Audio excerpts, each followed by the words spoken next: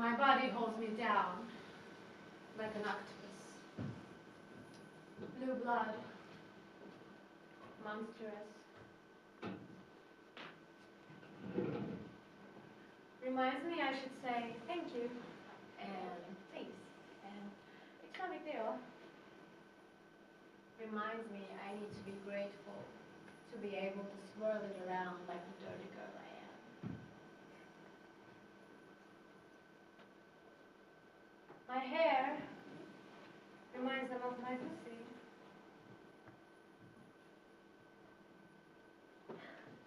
The evil between my legs.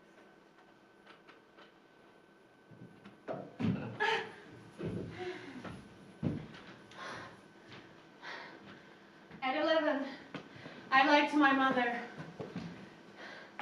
She held me from the roots of my hair, her green eyes turning black. My curly brown hair between her hands. I was stripped away from my beauty, already hidden behind the hair on my face. My eyebrows were touching each other since as long as I can remember. I was a monkey, an animal-loving Kurdish seed, a disgrace to humanity. I shaved the center of my face at 10. My face stayed the same. They could still see my Kurdishness, my alien, my beast, my monster. They could still see my strange.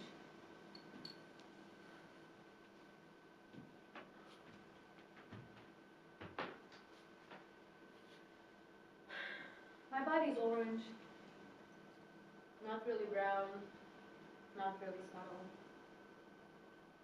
My body hair is golden brown, and if I let it grow, it turns blonde towards the ends. I remember how happy I was to see that. Maybe I was, in fact, one of them.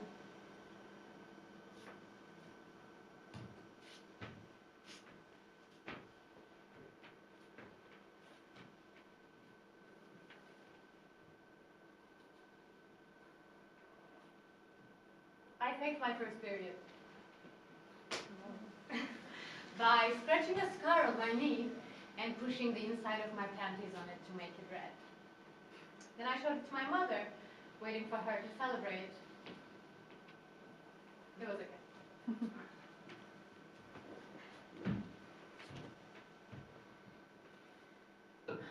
I don't know what it meant to be a girl, other than the times where I saw the girls girling and me not being able to do that with my brown face, covered with hair, a mustache, a unibrow, beard, like a werewolf.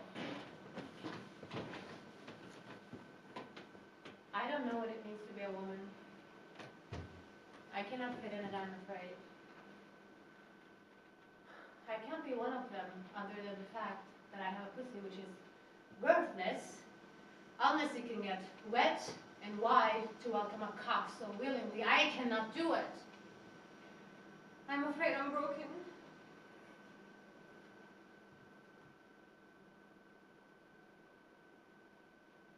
I was broken when I was born. Not a future bride, nor a mother. I cannot push a baby out. I'm afraid it'll be a beast just like me. A face small and hairy, a nose bony, a ghoul, eating away at herself.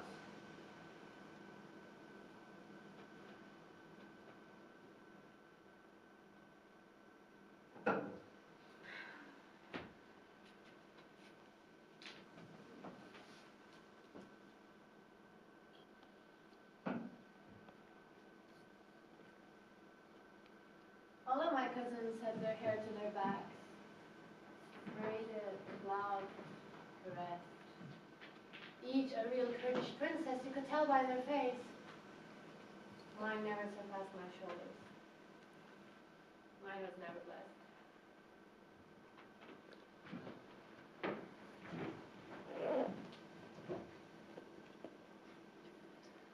In the yearbook of 2004, I was 6 and alone amongst all the others. Some parents came to help the teacher, braided the girl's hair. They didn't touch mine. They were taken aback. My with like 2 black olives covering the half of my face. The color of my uniform is painted and doesn't fit my neck. If you look at it long enough, you can hear the wind messing up my hair. A child, untouched, unloved, never really welcomed.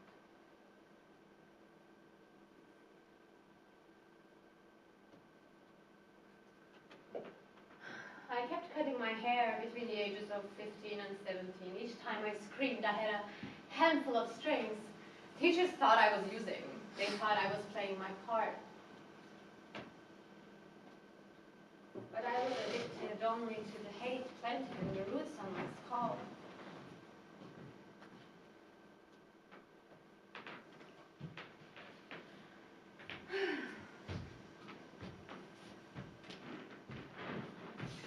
I kept dyeing my hair every month.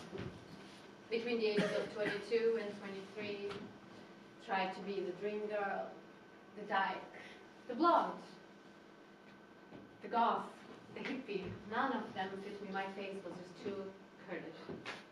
And my hair, well, ruined.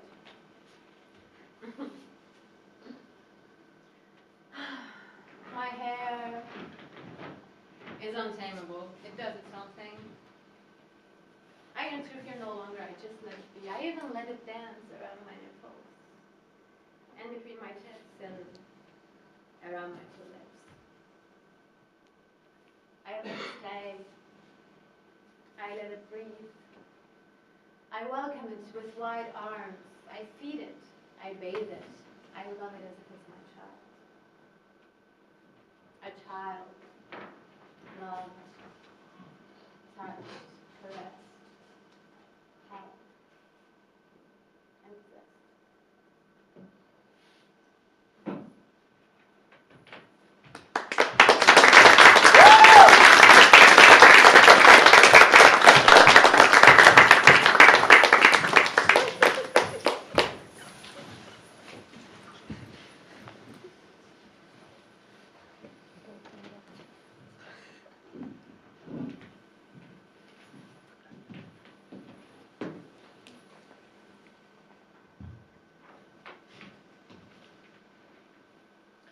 While trying to heal my wounds, searching for tools to understand hurting souls, as a kid always intrigued by mythology and symbols, I read from all the books.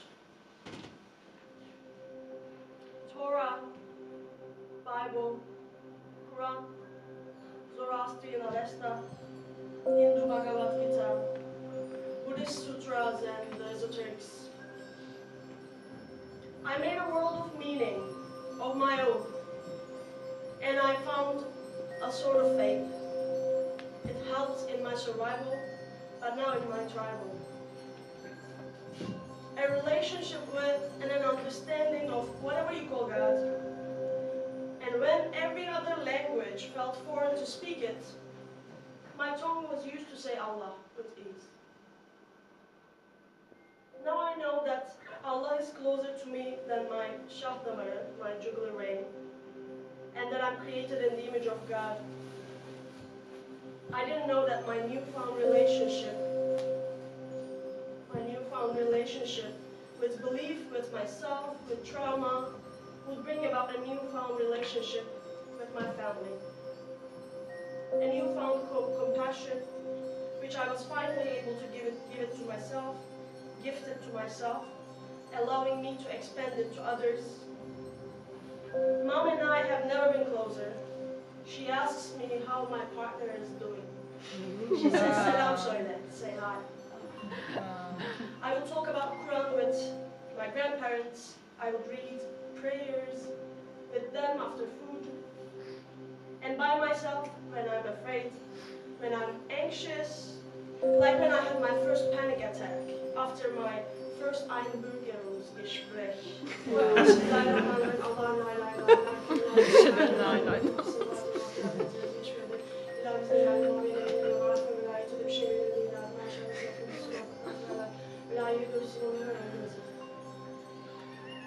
Now in 2023, I'm a full-grown, queer, non-binary trans person who is kind of fine with being Muslim in my own way, and that makes me a contradiction to a society, this time German society, though that contradiction is a fallacy.